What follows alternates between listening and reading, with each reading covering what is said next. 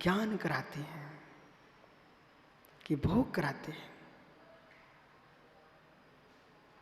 अज्ञानी मोही रागी देसी पाखंडियों की इंद्रियां भोग भोगती है, और ज्ञानी योगियों की इंद्रियां मेरे मित्र भोगती नहीं है, वो ज्ञायक भाव से ज्ञान कराती बेदती है।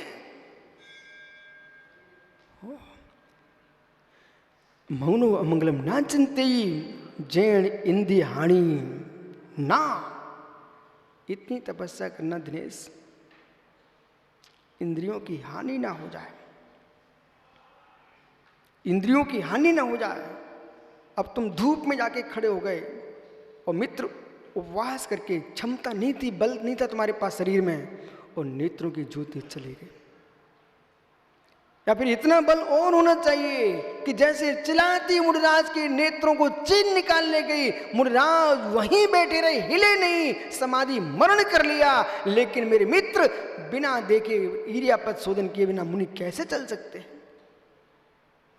ये तो इतनी शक्ति हो कि जिस स्थान पर बैठे वहां से कहीं 1 इंच भी खिसकना नहीं। और इतनी शक्ति नहीं है तो इतनी तपस्या करो कि नेत्रों की ज्योति नष्ट ना हो जाए, और नेत्रों की ज्योति नष्ट होगी तो तुम्हारे जीवन की बहुत सारी ज्योति नष्ट हो जाएगी। 5 इंद्रियां मोक्ष मार्ग में सहकारी हैं। और सुब्र सागरी ऐसे भी लोग हैं, कहो तो कहो स्वाध्याय ना करें, पढ़ाई लिखाई नहीं करें, और कभी इनको मन में आ जाए बुंदेलखंडी कहूं और ही आई, तो दिन के रात्रि के 7 बजे से बैठे सुबह के 7 बजे तक पढ़ाई पढ़ते रहे। 4 दिन पढ़ाई करी और 5वें दिन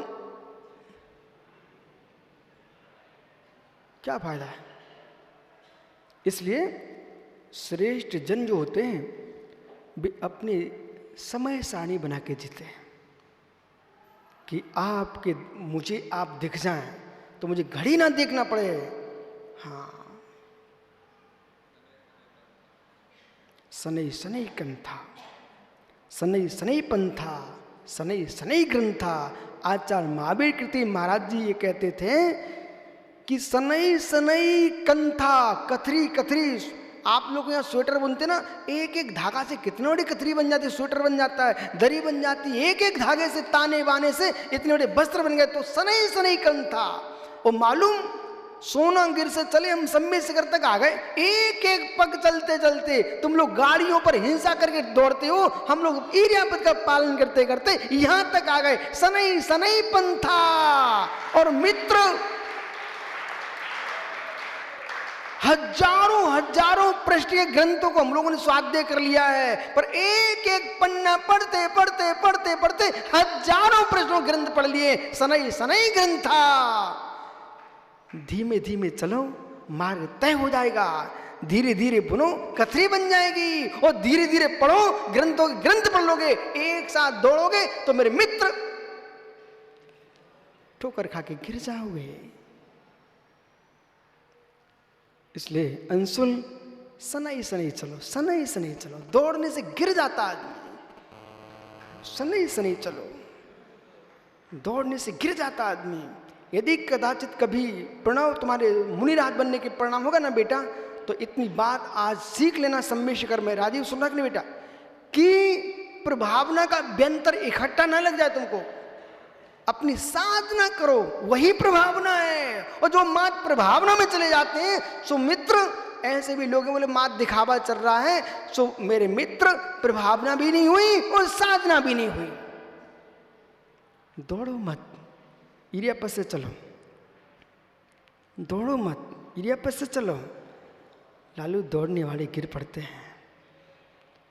गज गाम नहीं होना चाहिए। हाथी की चाल चलो, हिरण की चाल मत चलो, पक्षी की उड़ान मत बढ़ो। बैल की भांति चलो, मंत्र गति। सूअर की भांति चलो, मंत्र गति। मेरे मित्र हाथी की चाल चलो, एक एक पैर जमा के चलो। तो तुरंत छलांग मारते ना वे गिर जाते हैं। घास फूस की टपरिया बनाने के लिए, टपरिया जानते आप लोग? मड़ैया जानते क्या? टपरा जानते हो? जानते हो ना? घास फूस के मकान बनाने के लिए सेठ जी नीम नहीं खोदना पड़ती, एक बल्ली इधर गाड़ी, एक बल्ली उधर गाड़ी और टपराता ही यार। लेकिन मित्र जिनको 7 साल मंजिल 84 खंड का भवन बनाना है, उतनी गहरी नीम भी खोदना पड़ेगी। ओ मित्र मित्र सुनो ना, यदि कोई व्यक्ति ने चौराहे पर एक मूर्ति रखी, तो उस मूर्ति को रखने के लिए उसको मालूम है 7-8 दिन के अंदर हमको ससुरानी है, तो उसके लिए बहुत लंबी चौड़ी नींवें नहीं खोदना पड़ती है। पर मित्र यदि शैलेश भाई 31-29 फीट के भगवान चंद्रपुर स्वामी को तुम मधुबन में विराजमान करना चाहते हो, तो उनकी नींव भी गहरी खोदेगी। जितना वजनदार होगा, जितना मजबूत होगा, उसकी नींव भी गहरी होगी। ऐसे मित्र जिनको मात्र साल में एक उपवास करना है तो वे दौड़ के कर सकते हैं, पर जिनको लंबी तपस्या करना है उन्हें मेरे मित्र मजबूती की नींव भर के करना पड़ेगा। लंबा चलने के लिए धीमे धीमे चलना चाहिए, और जिनको 1 किलोमीटर चलना है वे दौड़ के जा सकते हैं, और जिनको प्रतिदिन 25 किलोमीटर चलना है उन्हें मेरे मित्र मंथर गति चलना पड़ेगा, थके भी ना और चले भी। बहुत सारे प्रवचनकार पांड्या प्रवचन के बाद बेचारे विश्राम करते हैं, प्रवचन के बाद उनको सोना पड़ता है, प्रवचन के उनको मालिश करवाना पड़ती है। मुझे तो घोर ऐसा लगता है। बोले क्यों? क्योंकि चिल्लाते हैं, सो थक जाते हैं। प्रवचनकार कभी थकता नहीं है। दुनिया में आदमी काम करके आए और माँ की गोद में बैठ जाए तो थकान आएगी कि मिटेगी? ऐसे जो प्रवचनकार माँ जिनवाणी की आंचल में बैठ के बोलेगा, वो थकेगा कि आराम करेगा? मुमुक्षु फिरोजाबाद चिल्ला रहे चिल्ला रहे चिल्ला रहे। चिल्लाने से मेरे मित्र बहुत मूसलाधार बारिश होती ना, मिट्टी और बाहर ले जाती, बीज भी ले जाती है, और रिमझिम रिमझिम पानी गिरता ना तो मिट्टी भी रुकी रहती है, वो अंकुर भी अच्छे होते, अंकुर फसल लहराती है। ऐसे बेटा प्रवचन सीखना, लेकिन चिल्लाना नहीं, धीमे धीमे धीमे धीमे धीमे धीमे, उदात अनुदात श्रुत प्लुत अलंकार न्याय नीति मित्र और संचारी भाव 9 रस, इन सब का ध्यान रखते हुए आपको उपदेश करना सीखना है।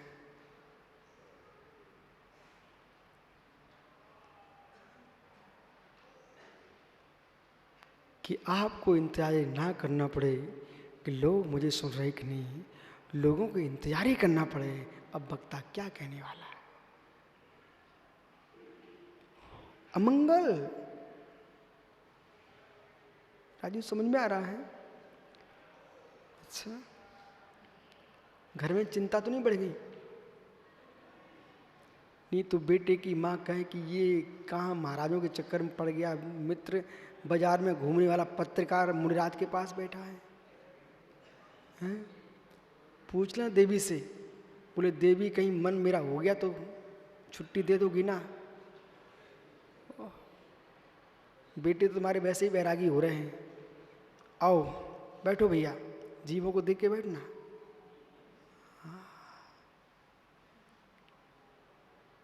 कम से कम रोहित इतने दिन में लोग जीव देखना तो सीख जाएंगे। जैन इंद्रिय हानि, जिससे इंद्रियों की हानि ना हो, जैन जोगम न हंते, और जिससे योगहीन ना हो, मन वचन काय में विकलता ना हो, ऐसी तपस्या करना। बलम धामम च पेयाय सद्मारोग्य मां पुण्यो, खेतम कालम च भिन्याय शापाणम निज्ये।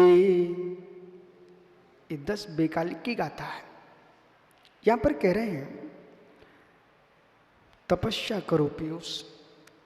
शक्ति होने पर भी कोई तपस्या नहीं कर रहा हार्दिक, वो तो तस्कर है, डाकू है, अपने वीर को छिपा रहा है, शक्ति को छिपा रहा है। इसलिए लेकिन सुरेश सागर जी शरीर में ताकत है नहीं है, अब क्या करूं? सौरभ 8 उपवास कर लेता है, इसलिए पीयूष ने सोचा मैं भी कर लेता हूँ। मित्र वो 8 उपास ऐसे नहीं कर लेता, 8 उपास करता है तो 5 किलो काजू भी खाना जानता है। तो जिसका भोजन अच्छा होगा वो उपास भी कर लेता है। ओहो, आज शांति सागर महाराज जी बड़े बड़े उपवास करते थे, तो मालूम चरी चरी शुद्ध दूध पीते थे, तब तो उपवास कर पाएंगे, शक्ति तो होना चाहिए। और भी आचार्य आदि सागर महाराज 7 दिन बाद आहार करते थे, लेकिन जिस दिन करते थे ना उस दिन नियम ले लिया, यदि छुआरा तो मात्र छुआरे छुआरा। अब मेरे मित्र तुम तो 4 छुआरे में टें कर जाओगे, वो तो पूरे भरपेट छुआरा खा लिए तब भी खड़े होकर तपस्या कर रहे हैं। आचार्य महावीर कीर्ति महाराज जी के लिए एक बात घटना घट गई। सुधीर, ये पंचम काल है, बहुत विचित्र काल है। लोग भी विचित्र होते हैं और काल भी विचित्र ही है। मालूम आचार्य महावीर कीर्ति महाराज जी एक जगह आहार चर्या को गए, शैलेश जैसा तिकड़मबाजी आदमी मिल गया कहीं। उसने कहा महाराज जी बहुत तपस्वी नाम सुना है, देखता हूं कैसी तपस्या करते आज। तो मालूम जैसे वो आहार के लिए अंजलि खोली और हमारे शैलेश बाबू ने 1 कटोरी घी भर दिया। अब महाराज नीचे गिराए तो दोष, अंदर ले जाए तो कैसे पचे, लेकिन उन्होंने निर्णय किया घी ले गए। और जैसे अंदर 1 कटोरी घी गया और धीरे से जब तक महाराज जी ऐसे देख पाए दूसरी कटोरी और भर दी, उसने 2 कटोरी घी पिला दिया। गुरु जी शांति से लेके आ गए। अब शैलेश भाई जहां गुरुजी विराजमान थे खिड़कियों से झांके, क्या कर रहे, क्या कर रहे, क्या कर रहे। मालूम उस घी को योगी जी राज ने कैसे पचाया। शीश आसन लगा करके 2 घंटे खड़े रहे सिर के बल पर। घी के पिताजी पक गए, सब पच गया घी। मालूम शीश आसन सिर के बल पर 2 घंटे तक सामाई करते रहे। और मालूम जो सेठ था ना शैलेश भाई, वो आकर के गुरुजी क्षमा करना, मेरे भावों के लिए मैं तो तपस्या की परीक्षा कर रहा था, पर आप तो घोर तपस्वी महावीर कीर्ति ने, तुम तो महावीर ही हो गए।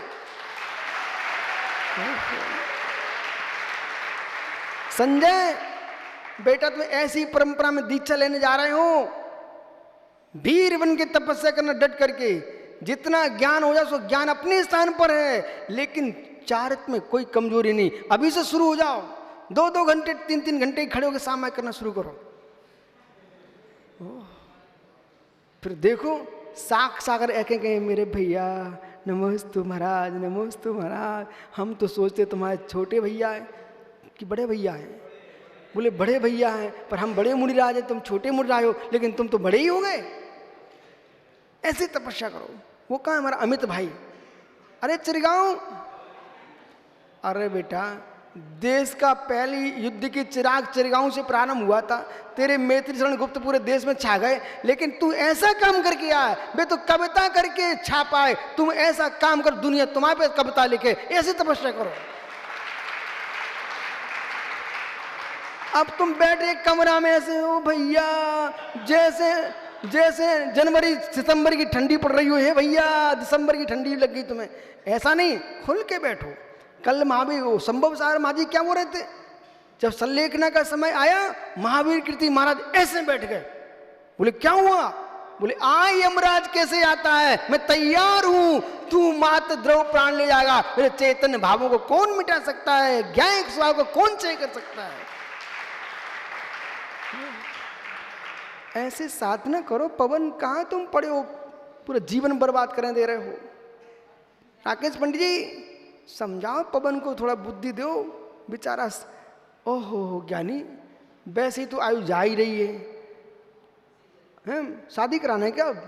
वो वैसे ही नहीं हो रही है, जब हो रहे नहीं रही है, वो कोई पूछवे आ नहीं रहा है, तो मेरे मित्र हमें ही पूछ लेना मुक्त बधू को। बेचारा सोच रहा हुआ आज ही तो आए 8 दिन बाद। सुनो, इतनी तपस्या करना ऐसी कि हमारे भगवान को पत्थर मत कहना, उन्हें परमेश्वर कहना है। अरे ज्ञानियों, हमारे परमात्मा को पाषाण मत कहो शिवम, वे पत्थर नहीं है, परमेश्वर हैं। पूरा राष्ट्र की आंख लगी होती है सम्मेशकर के ऊपर। अज्ञानियों को पहाड़ दिखता है और ज्ञानियों को सिद्ध क्षेत्र दिखता है।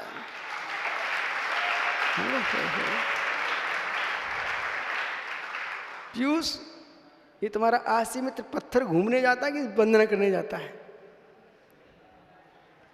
बलम थामम, आपका समय हो गया। हो विष्णु सागर जी, ऐसा काम करो कि तुम्हारे नियोग से पत्थर भी परमात्मा बन जाए। तीर्थंकर भगवंतों ने ऐसा काम किया कि शिखर जी के पहाड़ भी परमात्मा के नाम से पूज रहे हैं। हो।